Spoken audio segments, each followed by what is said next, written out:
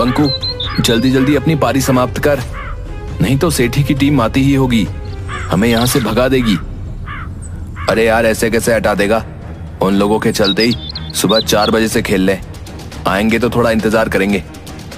भाई, ये गांव के मठ की सार्वजनिक जमीन है, इसमें सबका बराबर का हक है। बात तो तुम्हारी बिल्कुल सही है बंकू, लेकिन यह भी बात सही है कि यह जमीन मठ को उसके ही पूर्वजों ने दान में दी थी।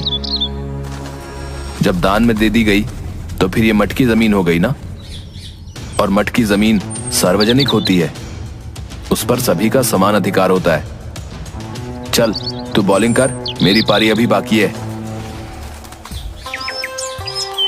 बंकू अपने टीम के साथ खेल रहा था, तभी सेठी अपनी टीम के साथ वहां पर खेलने पहुंचा। ए चल बे नंगे फकीरों, हटाए अपना बल्ला बास पल्ला, चल हमारी टीम यहाँ पर खेलेगी। चल, तुम लोगों को कई बार बता दिया कि ये मेरे पुरखों की जमीन है, इस ग्राउंड पर सिर्फ हमारी टीम खेलेगी, लेकिन तुम भिखारी लोग इतने ढीठ हो कि बिना फटकार के सुनते ही नहीं। देखो सेठी, हमारी थोड़ी सी 2 ओवर की पारी बची है, उसके बाद हमारा मैच खत्म हो जाएगा, तब खेल लेना। अच्छा, ग्राउंड हमारा और हम ही इंतजार करें? चलो हटाओ अपनी बांस की विकेट। सेठी भाई, तुम लोग जब तक रेडी होगे उतने में हमारा खेल खत्म हो जाएगा। एक बार सेठी भाई ने बोल दिया ना नहीं खेलना है, मतलब नहीं खेलना है। अरे ऐसे कैसे तुम हमारा विकेट उखाड़ सकते हो? अबे चल फुट लो यहाँ से, ये मेरा बॉडीगार्ड है, नहीं तो इतना मारेगा कि छठी के दूध याद आ जाएंगे।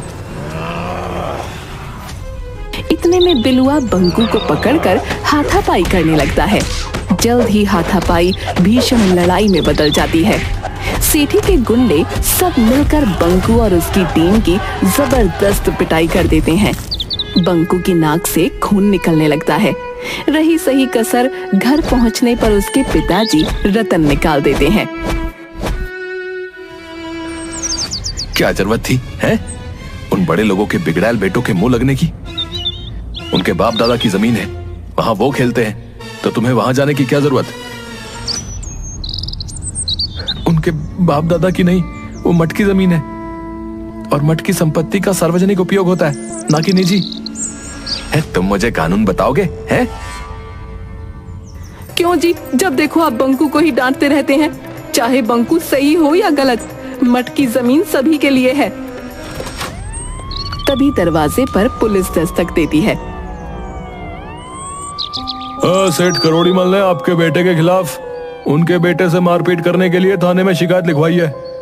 आप दोनों बाप बेटे को आज शाम को थाने में इंस्पेक्टर तोंडे ने बुलाया। इसी तरह की सूचना हवलदार झंझोर सिंह भीमा, पंडित ज्ञानचंद, बट्टू, कलुआ सभी लोग हड़बड़ाए हुए रतन के घर पहुंचते हैं। रतन, अरे ओ रतन, अभी मेरे घर पुलिस आई थी, शाम को थाने बुलाया है। भीमा, मेरे घर भी हवलदार आया था, शाम को हमें भी थाने बुलाया है। अलबत्ता यहाँ पर जितने लोग हैं सभी के घर पर पुलिस पहुंची थी।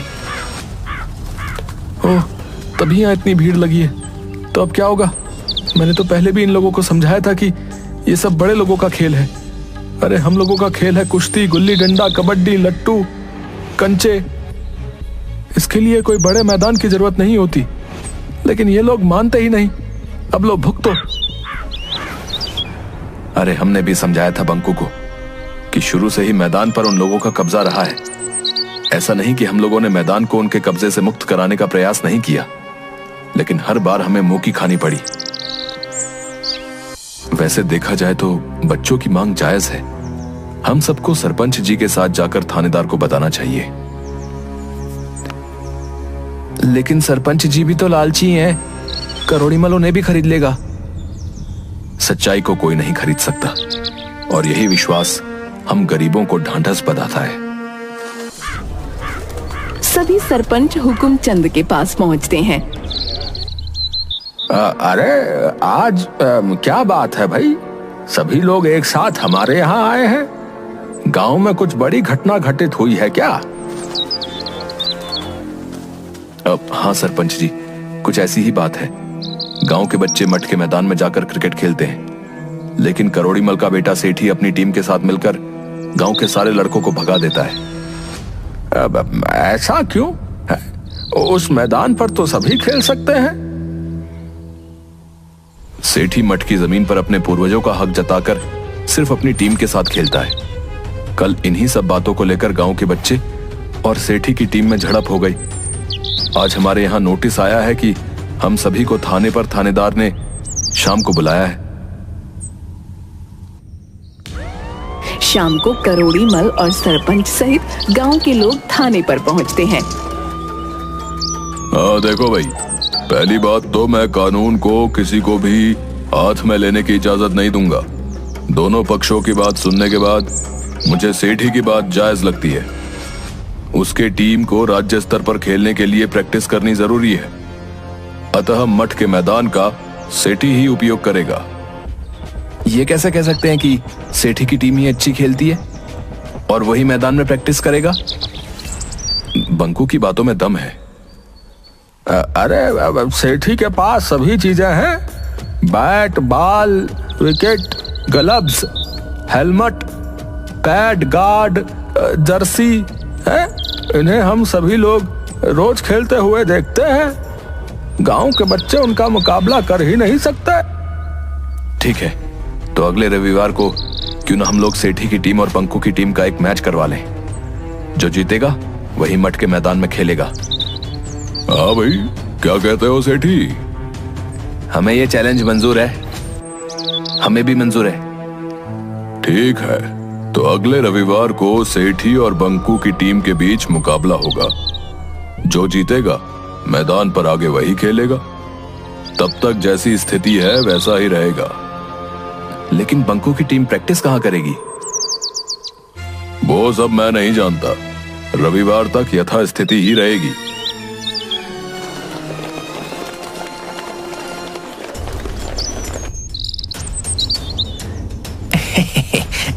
शाबाश थानेदार साहब, ये लीजिए अपना इनाम।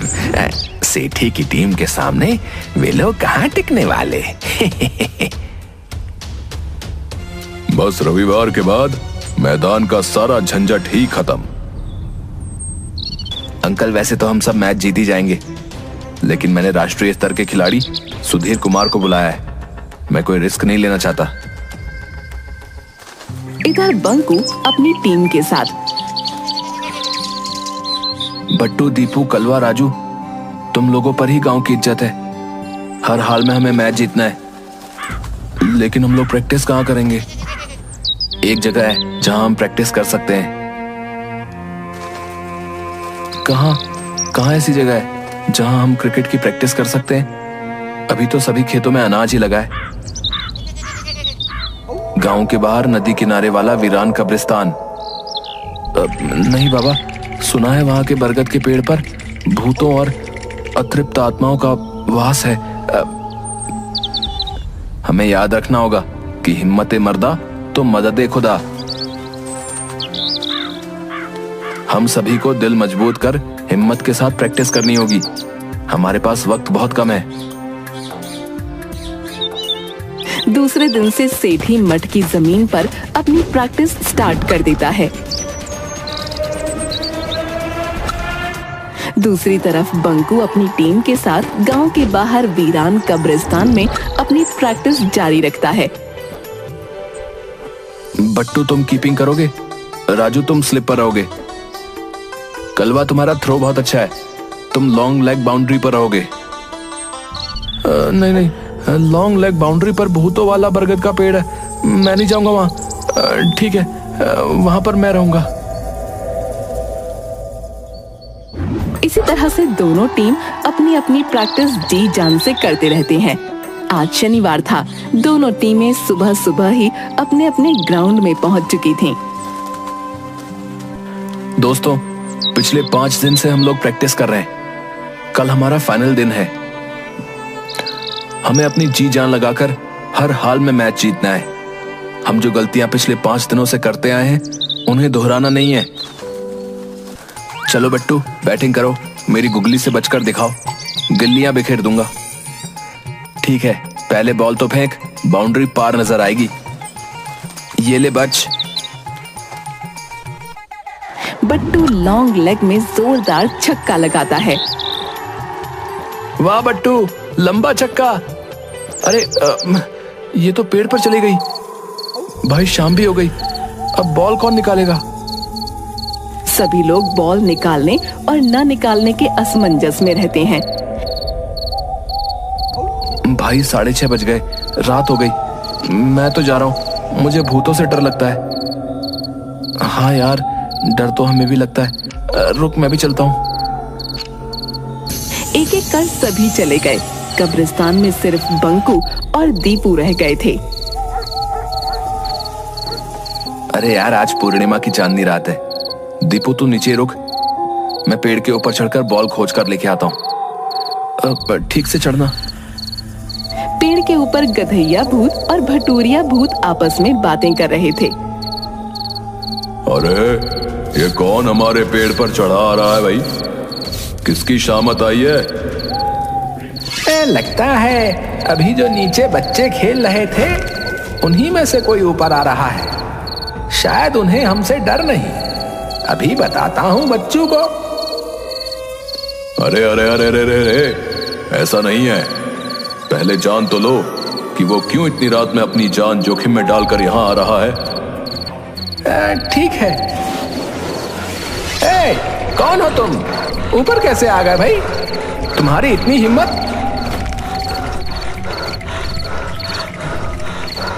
दीपू, जो अभी तक हिम्मत रखे हुए था, वो भूत की आवाज सुनते ही बिना पीछे देखे भाग गया। बंकू डरते हुए सारी बात भटूरिया और गधैया को बताता है। तुम सही कह रहे हो लड़के, इन्हीं के पूर्वजों ने हमें मारकर दफन कर दिया था। डरो मत बच्चा, हम तुम्हारे साथ हैं। जहां अन्याय होगा मैं तुम्हारे साथ रहूंगा। अब आप लोगों को लोग बदमाश बोलते हैं। अरे असली बदमाश तो करोड़ीमल, सेठी, हुकुमचंद और थानेदार टोंडे जैसे हैं। ठीक है, कल का मैच हम लोग भी देखने आएंगे। याद रखना, सिर्फ तुम हमें देख व सुन सकते हो। दूसरे दिन मठ के मैदान में दोनों टीम पहुंच जाती हैं। थानेदार टोंडे अंपायरिंग करते हैं और हवलदार झंझोर सिंह कमेंट्री।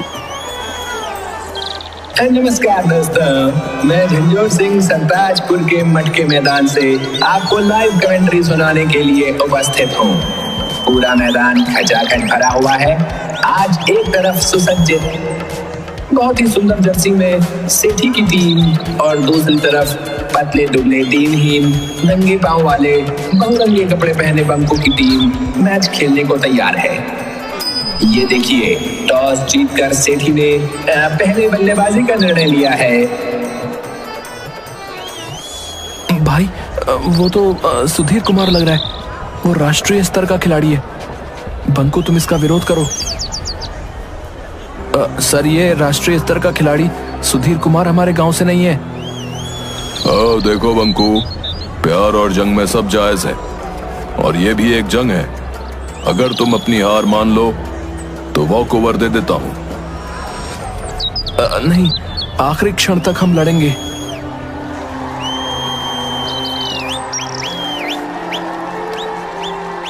हाँ तो भाइयों, अंपायर से बंकू की कुछ बातचीत के बाद मैच शुरू हो गया है। बट्टू बॉलिंग छोर से बॉलिंग करने के लिए तैयार। सामने क्रीज पर नेशनल लेवल के प्लेयर सुधीर कुमार। और ये पहली बॉल और पहली ही बॉल को सुधीर कुमार ने बाउंड्री के पार पहुंचा दिया है। लग रहा है कि खेल एक तरफा होने वाला है। और ये तीसरी बॉल पर भी छक्का। सुधीर कुमार ने पहली 3 बॉल पर ही छक्के लगाकर आगाज दे दिया है कि अंजाम क्या होगा। बंकू अपनी हताश टीम को उत्साहित करते हुए और ये मैच की आखिरी गेंद पर भी बाउंड्री पार। 20 ओवर में कुल 387 रन। अब देखना है कि बंकू की टीम कितने 100 रनों से हारती है। बंकू की टीम का आया राम गया राम की तरह 3 ओवर में 13 रन पर 8 विकेट गिर जाते हैं।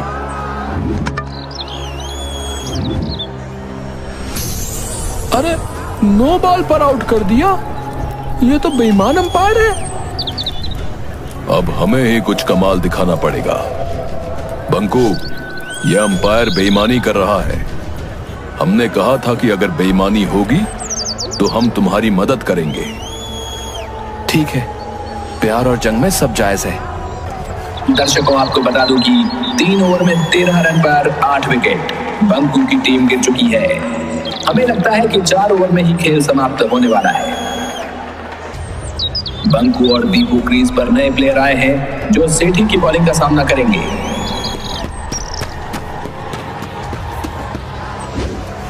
सेठी ने ये बॉल डाला और बॉल बाउंड्री के पार। वाह, बंकू की टीम का ये पहला छक्का। दूसरी बॉल सेठी की और फिर बॉल मैदान के बाहर। लगता है बंकू कुछ देर टिकने वाला है और ये तीसरी गेंद भी छक्का। हैट्रिक बंकू की ओर से कमाल कर दिया गया है। अरे अब तो लगता है कि छक्कों की बारिश शुरू हो गई है। दोनों तरफ से छक्कों की बरसात। पिछले 4 ओवर में एक भी रन दौड़कर नहीं बनाया गया है। चौके और छक्के ही लगे हैं। 4 ओवर में 120 रन की रिकॉर्ड साझेदारी। स्कोर 7 ओवर में 133 रन 8 विकेट पर। समझ में नहीं आ रहा कि क्या किया जाए। लगता है हम मैच हार जाएंगे। अरे ऐसा नहीं है, अभी भी 254 रन 13 ओवर में चाहिए। हमें इस जोड़ी को तोड़ना होगा। गधैया अंकल, आप हर बॉल को पकड़कर बाउंड्री पार जाकर छोड़ देते हो। कहीं हमारी चालाकी पकड़ी ना जाए। अरे तुम बस नजारा देखो। सेठी और सुधीर कुमार आपस में मंत्रणा करने के बाद फिर से तैयार। सुधीर कुमार बॉलिंग छोर से और दूसरी ओर दीपू ने गेंद को उछाल दिया है और बाउंड्री पर बिलवा ने कैच पकड़ लिया है।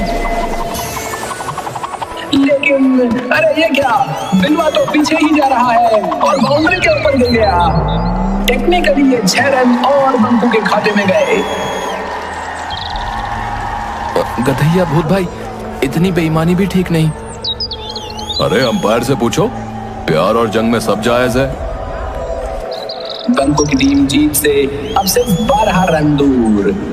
अगली बॉल बहुत अच्छे बंकू ने रोक दी है, लेकिन ये क्या, सुधीर कुमार ने बॉल पकड़ के बाउंड्री की ओर फेंक दी और ये गेंद भी ओवरथ्रो के माध्यम से 4 रन। अगली बॉल बंकू के बैट से टच करते हुए सीधा कीपर के हाथों में और ये 9वां विकेट। लेकिन ये क्या, कीपर के हाथों से बॉल निकलकर सीधे बाउंड्री पार। असंभव, अकल्पनीय, अद्भुत। मैंने अपने 40 वर्षों के इतिहास में ऐसा चौका पहली बार देखा है।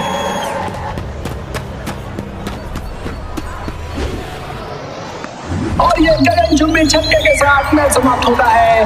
बंकू की टीम 2 विकेट से मैच को जीत चुकी है। यानी इस मत की जमीन से सेठी और करोड़ीमल का दावा अब इतिहास बन चुका है। अब इस मैदान पर गांव के सभी बच्चे खेलने के लिए स्वतंत्र हैं। गांव के सभी लोग दौड़कर बंकू और उसकी टीम को कंधे पर उठाकर मैदान के चारों ओर चक्कर लगाते हैं और जयकारे लगाते हैं। बंकू गधैया भूत और भटूरिया भूत को बरगद के पेड़ की ओर जाते हुए देख रहा है। बंकू की आंखों से लगातार खुशी के आंसू निकल रहे थे।